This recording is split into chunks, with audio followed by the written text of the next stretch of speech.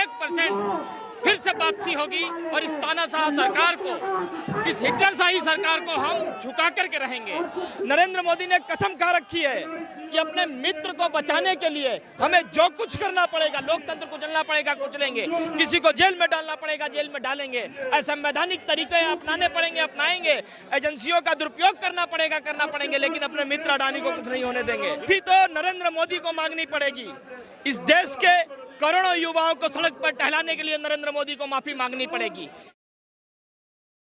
क्या लगता है वापसी होगी राहुल गांधी की सदन में? 101% होगी। मैं कहता हूँ 1000% होगी। और इसीलिए मैं कहता हूँ, न हो उदास तू जरा, न मन को तो उदास कर, ऐ गहरी नदी मालूम तुझे फिर भी इसे तू पार कर। न कोई साथ है तेरे, न कोई साथ आएगा, पहचान तू तेरी ताकत असीमित है, इसीलिए तू मरा नहीं, अभी भी जीवित है।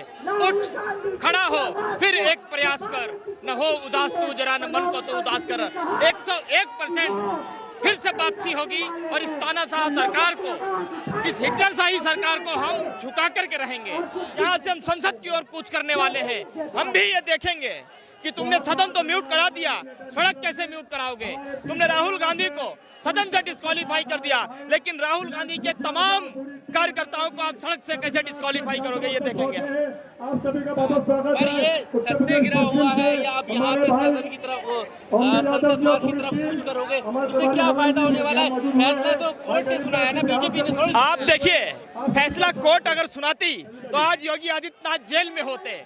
फैसला यदि कोर्ट सुनाती तो जो दंगा गुजरात में भड़का था, जिसको लेकर के बीबीसी ने डॉक्यूमेंट्री बनाई, बीबीसी को बैन नहीं किया गया होता, नरेंद्र मोदी का पर्दाफाश हुआ होता, आज वो जेल में होता। और मैं कह सकता हूं, यदि पॉलिटिकल बयान देना ही सजा का आधार है, राहुल गांधी को 2 सजा हुई तो नरेंद्र मोदी को कम से कम 200 साल की सजा होनी चाहिए। आप कार्रवाई किसने रोका? अरे तो लोकतंत्र कौन कुचलने का काम कर रहा है? न्यायपालिका किसके हाथ में है? सिस्टम किसके हाथ में?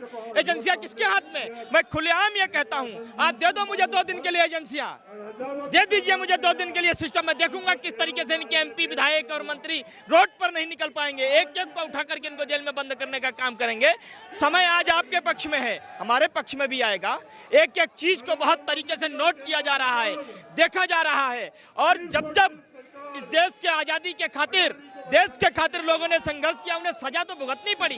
भगत सिंह ने सजा भुगती, चंद्रशेखर आजाद ने सजा भुगती, गांधी जी ने सजा भुगती, तो राहुल गांधी भी उसी का एक हिस्सा है।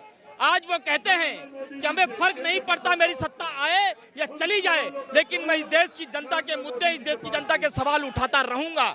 राहुल गांधी पे कार्रवाई होते ही लोकतंत्र खतरे में आ गया। पहले से मैं ये आज से कह रहा हूँ, क्या सदन कार्रवाई तो अभी जब उन्होंने अडानी का नाम लिया तब से ये सारा खेल शुरू हुआ, क्योंकि मोदी जी को डर लग रहा था कि पता नहीं अगर अडानी का पर्दाफाश हो गया तो ये मोडानीकरण जो हमने हिंदुस्तान का किया है ये खुलकर के सामने आ जाएगा और देश की जनता को हमारे झूठ का, हमारे षड्यंत्र का पता लग जाएगा और देश की जनता हमें नकार देगी।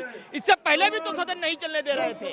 इससे पहले आप बताइए, एक पत्रकार, आपके जैसा ही एक पत्रकार, उसने हिम्मत दिखाई सच्चाई दिखाने की, गुलाबो देवी सेन के मंत्री से सवाल पूछा, दूसरे दिन कहा था वो जेल में था, उसके हाथ में माइक की जगह हथकड़ी थी। बताइए लोकतंत्र कैसे खतरे में होगा?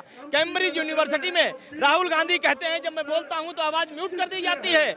जब राहुल गांधी हिंदुस्तान आते हैं, आवाज छोड़ो, पूरा सदन ही म्यूट कर दिया जाता है। किस लिए? सिर्फ अपने यार अडानी को बचाने के लिए कि 20,000 करोड़ रुपए जो अडानी की कंपनियों में आया, कहां से आया, कैसे आया, इसका पर्दाफाश नहीं हो जाए। इसलिए नरेंद्र मोदी ने कसम खा रखी है कि अपने मित्र को बचाने के लिए हमें जो कुछ करना पड़ेगा, लोकतंत्र को कुचलना पड़ेगा कुचलेंगे, किसी को जेल में डालना पड़ेगा जेल में डालेंगे, असंवैधानिक तरीके अपनाने पड़ेंगे अपनाएंगे, एजेंसियों का दुरुपयोग करना पड़ेंगे, लेकिन अपने मित्र अडानी को कुछ नहीं होने देंगे। विपक्षी दलों को लेकर क्या कहना है? बोल रहे साथ में आने के लिए आना चाहिए। अरे विपक्षी दल आज ही साथ में है, हम यहाँ प्रदर्शन कर रहे हैं और सदन के अंदर गांधी जी की प्रतिमा के पास आप देखिए सभी विपक्षी पार्टी काले कपड़े पहन करके बैठी हैं और वो राहुल जी के लिए विरोध प्रदर्शन नहीं चल रहा है, वो अडानी महाघोटाले को लेकर के विरोध प्रदर्शन कर रहा है। यहाँ बात राहुल गांधी की नहीं है, बात कांग्रेस पार्टी की नहीं है, यहाँ बात देश की है।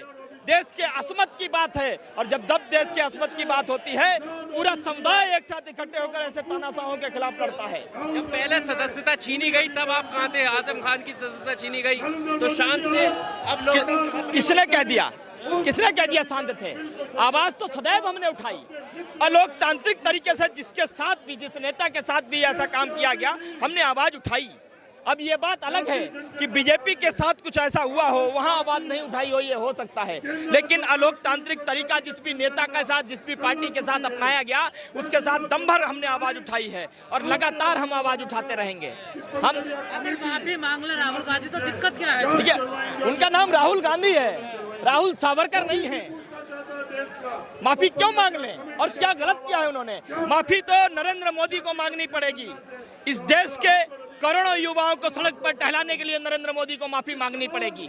एक लड़की के साथ रेप होता है और उस लड़की को न्याय दिलाने के बाद न्याय नहीं दिलवा पाए, लेकिन 11 लड़कों को बाहर निकाल करके लड्डू खिलवाए, माले पहनाए, उसलिए माफी मांगनी पड़ेगी। देश की महिलाओं के साथ जो खिलवाड़ उन्होंने किया है, उनकी सुरक्षा के साथ खिलवाड़ किया, इसलिए उन्हें माफी मांगनी पड़ेगी। इस देश के लाखों करोड़ों लोगों का पैसा जो मोडानी के हाथ में आपने मोडानीकरण कर दिया हिंदुस्तान का, उसके लिए माफी आपको मांगनी पड़ेगी।